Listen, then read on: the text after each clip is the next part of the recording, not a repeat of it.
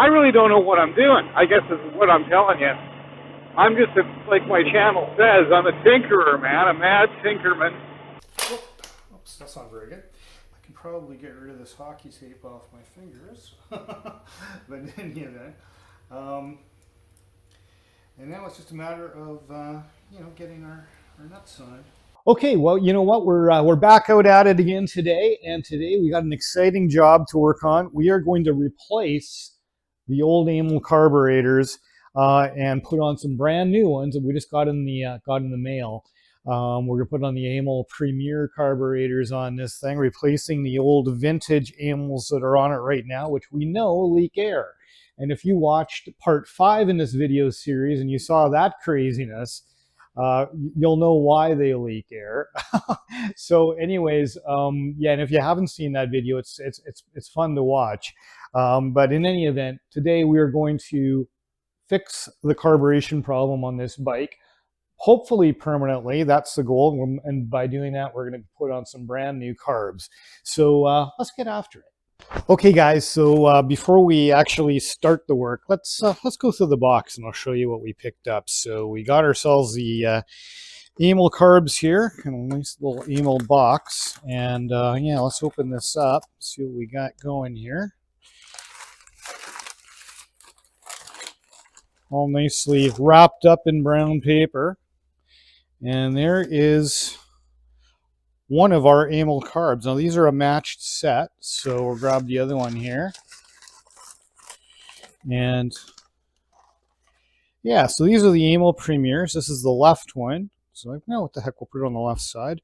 And this is our right one. So yeah, so there we go. So there's our 2 carbs. And then additionally, we've got in the box some O-rings, and we've got these we won't be using these, but these are the horns that could go on there optionally. It would look pretty darn cool, I gotta say, but we're not actually going to be using those. And then we've also got the various bits of hardware, the nuts, the washers, and the rubber washers that go on when you bolt it all up. So that's what we've got there. That's what we're going to install. But before we do that, we are going to, of course, take the old carbs off. So that will be the next step. Okay, guys, just before we get started here, I should mention that my bike, again, a 77 Triumph T140, does not have a choke, and so we're not going to bother with the choke. So we've actually blocked off the choke hole here. We've also removed the choke mechanism from within the body of the carburetor, so that's kind of unique to this bike. The other thing, and we're going to have to, when we install these, we very well may need to drill these holes. I'm not sure if these are going to be the right size or not for the throttle cable. If they're not, to accept the again, it's to accept the ferrule on the throttle cable.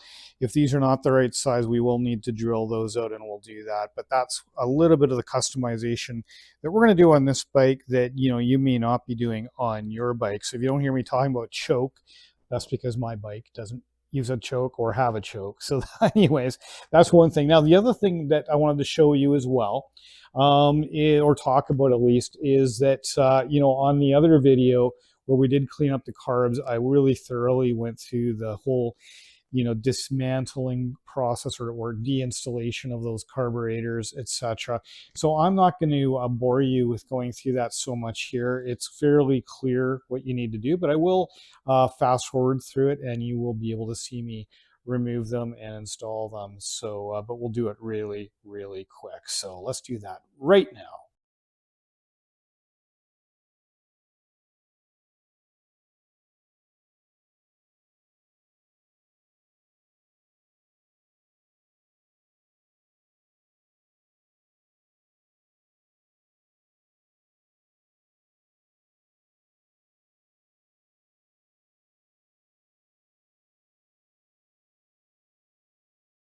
Okay, guys, so we want to now assemble our lid and spring and slide onto the cable. So that's going to be the next step, as well as with our needle as well. But we start off with the lid, so put that on there. Okay, and then we grab our spring.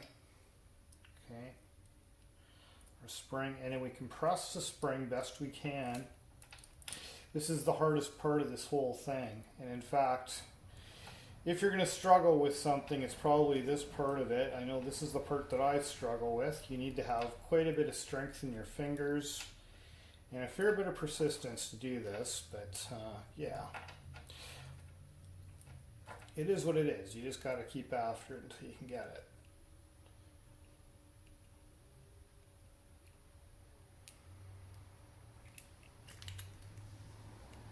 Ah, we got it. Unbelievable. Okay, good. Okay, so, and one of the things I should mention, now we don't have the needle in there yet, but we will put the needle in a moment, now that we've got the cable hooked in there. But I wanted to show you that first. The one thing you'll notice on my fingers, what have I got? Well, I have got hockey tape. This is a Canadian show, and yeah, we're using hockey tape.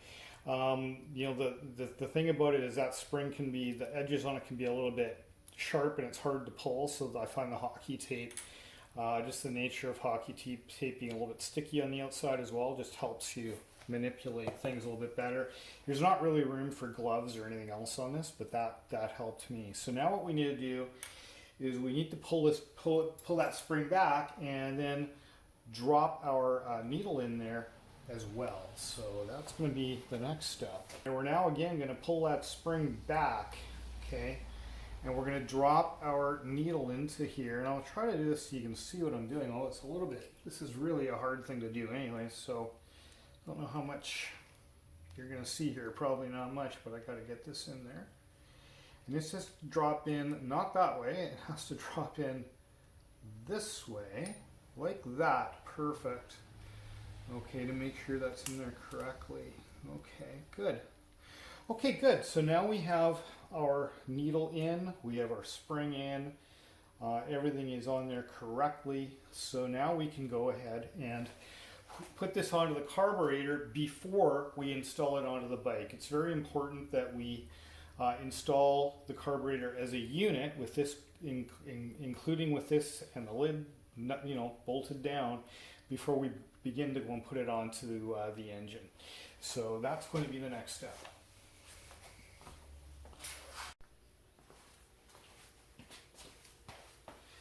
Okay guys, so what we're going to do now is put the carburetor together. So we're going to take the slide and spring, needle assembly, and the lid and put it into the body of the carburetor. So there is a nub, or a little nub on the side of the slide here, and there's a corresponding slot on the side of the carburetor. So we're going to put those in and put those together. And then the other thing, when you're assembling it, you want to make sure that this needle naturally, without being forced, falls into the jet at the bottom of the carburetor here. Okay, that's really important. So we'll do that now. So we'll just drop this in here. We're lining up that hole, and yeah, our needle is not falling into there nicely. So I'm just going to manipulate that around a little bit, make sure it falls into there for us. Okay, good. And now there we go. Falls right in. So now the next thing to do is to actually, of course, screw the lid on, right? But the key here is, and I can see this one's already backwards, you can put it on this way, see, no trouble at all. That's on there, but that is actually incorrect. The cable side needs to be facing the intake. So the cable needs to be facing that way, towards the engine, okay? And that is the correct way for it to go up and down. Otherwise it would be at a bit of an angle in there. But the lid will happily go on the wrong way. So something you got to watch for. So choke towards your air cleaner. If you got a choke, in my case I've got a plug towards the air cleaner, and the throttle cable towards the engine side. So that's what we're doing here. Hold it down as you're putting these in, because of course you've got that spring in there. So you got to kind of hold her down. Okay, we got the one in there good enough, so we can take my thumb off it now and get the other one in here. And then we'll just snug these up, and then we'll be in a position to actually install this on the carburetor. We just have to put our O-ring on there, as well as, oops, that's not very good. Put our O-ring on there, and our phenolic spacer. and then we'll be good to go. So, okay, that's that bit. I'm just going to grab the other parts and then we'll install it on the bike. Okay.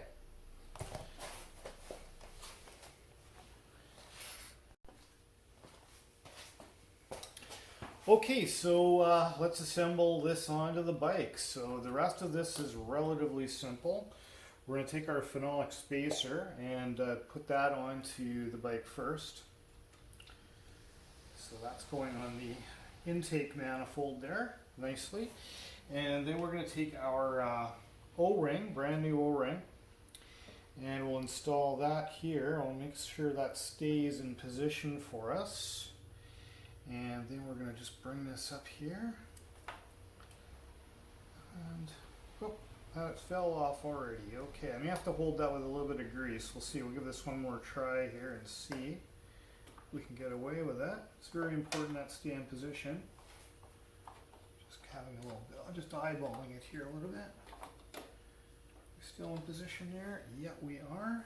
I'm just going to grab my glasses and make absolutely sure, because flashlight as well, and I want to make sure that O-ring is in the right spot. Oh yeah, she's nicely in there. Good. Just push that on there. Nice. And we can start going and putting our washers on. So we start with a rubber washer. Okay, rubber washer first, and then we have a metal washer that's cupped. That essentially the cup side goes towards the rubber. Okay, and it just sits there like that. I can probably get rid of this hockey tape off my fingers, but in any event. And now it's just a matter of getting our nuts on. So it's always a fun bit. Not a lot of room here. Oh, and you know what? Hang on a sec. Back on there.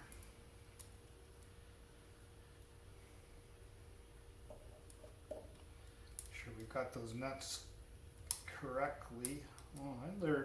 These are domed nuts, and unlike the oil pump, the domes go to the outside because I believe they're a type of nylock.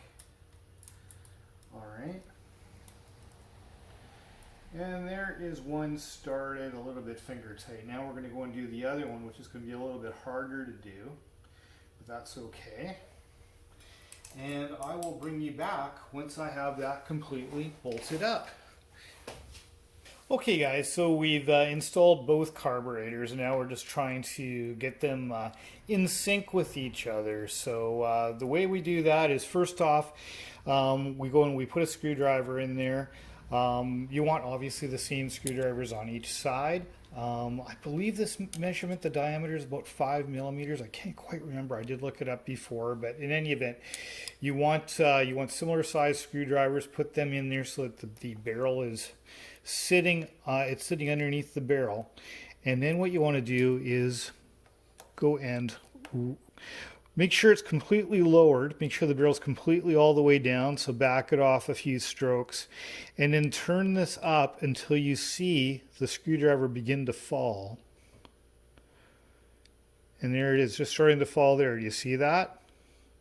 See the screwdriver fall here? I'll do it more dramatically so you see it. So the screwdriver is falling. Okay. So then what you want to do is you want to bring that screwdriver all the way up until it stops, and then stop turning. So I'm going to do that a couple times. You want to make sure you get to that stop position right there, so it's not going up anymore. And that's good for there. And then what we want to do is, we've got one of these on each side in exactly the same spot on the carb. And we want to see them drop at the same time. So hopefully you can see this. I think you can on the other side. You'll see a little bit of yellow there and the screwdriver tip. And they should drop at the same time. Do you see that? That's when you know you've got it synced. Now, I didn't film all of the adjusting that I did. It was a fair bit of adjusting to get that pretty much bang on. You know what you need to do is to adjust that. You need to adjust your cables for the. Here, looks like I'm not actually filming that part. So your cables okay, your throttle cables on each side, you've got an adjuster here up underneath your tank, right? You need to adjust those until you get them operating that way. So that's that done, and now we're pretty much at the spot where we want to start the bike up and just see how she runs. She will run here. We need to adjust the idle, and if we do, then we just adjust the same on each side of the bike, and to go make sure that we get it correctly. As for the fuel air mixture, we will we'll do that as well, but we're at the moment just going to leave it at the factory setting for right now, which I believe is about 1.75 turns out, about 1.5 turns out. I'm not exactly sure. It doesn't really matter because we're going to tweak it once we get the bike running. We're just going to leave it whatever the factory's got it set for right now, and well, let's start the bike up and see how she goes. Okay guys, so now that we've got the carbs balanced in terms of the slides going up and down, now what we need to do is actually sync the carbs with the bike running. And there's a few different ways of doing that. A lot of guys will just adjust the slide height, equally on both sides, and that's fine. But it's not terribly accurate. Just a minuscule amount of change on one or the other can actually make quite a big difference. The other thing is, this bike is in super good condition. It's got really good compression and everything else. But you know what? There's no bike, even a brand new bike, well, maybe a brand new one, but most bikes are not going to be equal in every respect. Exactly equal in terms of compression, exactly equal in terms of valve wear, and yada yada yada. And a two-cylinder engine or a three-cylinder engine or more, nothing's ever going to be exactly exact. So what I'm going to do instead to kind of fine-tune the engine is I'm going to use what's known sometimes as a unison or a vacuum gauge to actually go and find out how much, what the airflow actually is. And to do that, I've actually got a little plumbing fixture here that's going to allow me to actually get in there with the angle. I'll show you that when I actually do the job. So what we're going to do is we're going to balance those, the idle, so that we get not just the right idle, but we're going to balance them so that we get more correctly the exact same number here on the vacuum device. It doesn't really matter what the number is as long as the numbers are identical. Okay, so that's what we're going to do. And then once we do that, after we do that, then we can deal with our fuel air mixture, which is this one here beside it. This is your slide height here, or your sleeve height, piston height, whatever you want to call it. This here is your is your fuel air mixture. And with that, once we get both the carbs firstly in sync, then we're going to adjust on each of these carbs this until we get the highest RPM possible, and then back it off just the slightest amount. Okay, so that's essentially the process we're going to follow. I'm trying to explain it now because doing it with the bike running, I don't know if you're going to hear me very well, but I'm going to do this. I'm not going to go into it in great detail on the bike here or for super long, just because after I do it a couple times you will get the idea of what's going on here. And if you don't already have one of these, I do recommend it. The other way you can do this, and I've done it on I've got it hanging up on the wall here, for other bikes that actually have a vacuum port, I went and I made this device here where I've actually got two-stroke oil, only because it's colored oil. You could use any type of oil you wanted that's colored, on some tubing, just on an old yardstick here, and then you could connect the ends up to each of the carburetors, and then you would balance the carbs by getting the oil level exactly the same on each side. So it's the same sort of idea, but on Amal carbs there isn't a vacuum port to actually enable that. So we're going to use the Unison instead, and that is the device I use on my 1959 TR3A, which has got a TR6 engine. It's a little bit buried under all the stuff in here, but when it's got dual SU carbs on it, and I use that to tune that car up, and we're going to use it on this Triumph bicycle. It only seems right that it gets used both on a Triumph motorcycle and on my 1959 Triumph car. So yeah, it just only seems like the right thing to do. So you know what? Let's fire up the bike. Let's warm it up a little bit, and I'll show you what I mean by all this. Okay, guys, we have the bike all fired up, and now we're going to go and see what we can do with the vacuum device to see what levels she's at. Okay. So just put this on here. Let's see what we're at on this one. Okay, right there, we are just over 3, almost 4. Actually, no, we're right at, just below the 4 mark. 3, 4, oh no. Yeah, it's about 3 and a bit. I guess that's 3.5. 3.5 on that one. Let's go and see the other side.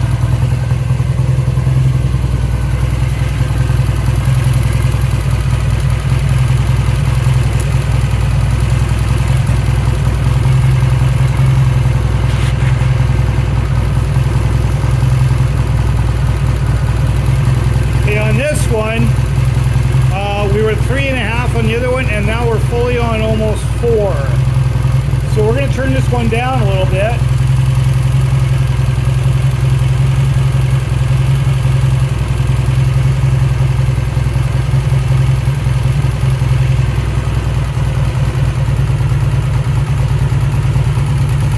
Okay, let's see what we got now.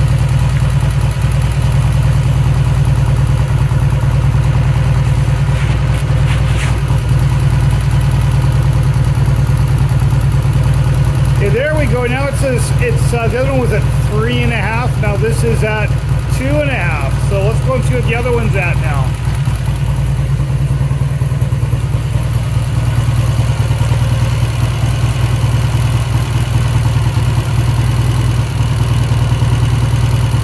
Okay, that one's now at 3. Let's turn that down a little bit.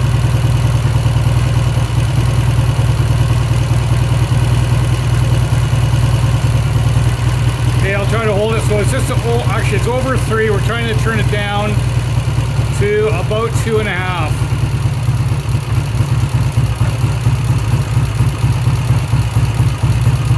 Just about 2.5. Okay, great. Now let's go to the other one and see what it's at now.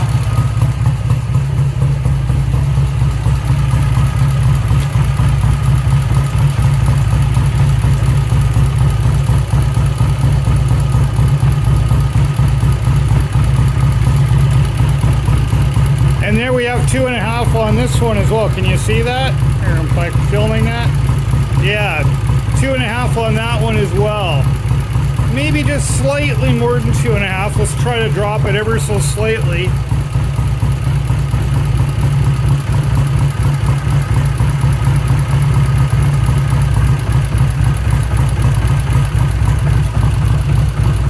Oh boy, that was too much. Back we go.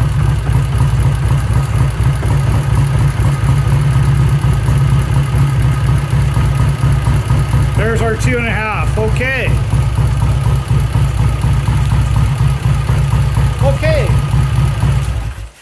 Okay, so hopefully that gives you guys a little bit of an idea of of using the Unison and how we actually do that using that device. So hopefully that helps you out a little bit. I think this is a really good way to do it, and frankly, I'll probably take a little bit more time with it. I'm just doing it here quickly. It's a little bit hard, frankly, to film it and do a really good job at the same time, but I wanted to give you guys an idea of how you do it when you have one of these devices. The other thing I should mention is this here, these Unisons, a lot of guys I don't think use them because they're hard to get on there. This is the device I'm using. I don't actually remember the brand name on it. And I'm just using a piece of copper plumbing adapter and the rubber that actually came with the Unison device itself. So that's what I'm doing to kind of get an angle, and I just hold it in there nice and firm, and it makes a really good seal when I'm holding it firmly. So hopefully that gives you guys a really good idea of how to do that. As I mentioned, the next step after doing that is to actually do the fuel air mixture. And again, I'm not actually going to do that with the engine running because I think it's just, frankly, it's it's probably easier if I just explain it right here. So the way that you do that is that when you've got the engine and you've got it balanced, you're happy with the balance with the process we just showed there, then what you want to do is come down to your fuel air mixture here, right? And back it off a ways until you actually hear the motor starting to, reduce in revs, okay? Then what you want to do is very slowly. I've seen a few other guys do this online, and I don't know how they manage it because they move very, very fast. It takes a while for carburetors to, to catch up. It's not an instant thing. So in incremental steps, slowly turn that carburetor up until you get to the very, very highest RPM. And you may have to go back and forth a few times, right? A few times. I'm even going faster here than what I would normally doing this with the engine running. And what you want to hit is you want to hit the fastest RPM you can, and once you hit that, back it off just a tiny little bit. I would say between an 1/8 and a 1/16 of a turn open, so that's backwards, counterclockwise, and that's it. Then you're set. Do the same on both of them, and then come back and do this one again. And then do the other side again. Maybe do it 2 or 3 times, because what you're going to find is as the engine becomes more and more balanced, it's going to run better and better and better. So what you want to do is not do this process once, but do it at least a couple of times on each side with your fuel air mixture. And then you are set. So hopefully that helps. And yeah, so we're going to wrap it up here. That's going to be it for this one, and hopefully you guys enjoyed the video. I'll see if I can't see the camera, so I'll see. Hopefully this is catching me. But anyways, guys, I really do hope you enjoyed this video. Hope it helped you a little bit. And yeah, if you like this video, please do subscribe. I would really appreciate it. I need all the help I can get if you see me doing something wrong, or perhaps you disagree with me using this device and this setup. That's totally good. Please leave a comment in the comment section. Let me know what I could be doing better. Let me know that. I would really appreciate it. Or if you just want to leave me a comment, that's totally cool too. I reply to every comment. And if you really want to do me a big favor, please do subscribe, because I do need subscribers. Anyways, guys, thanks so much, and hope everybody is doing super well. Have a good one.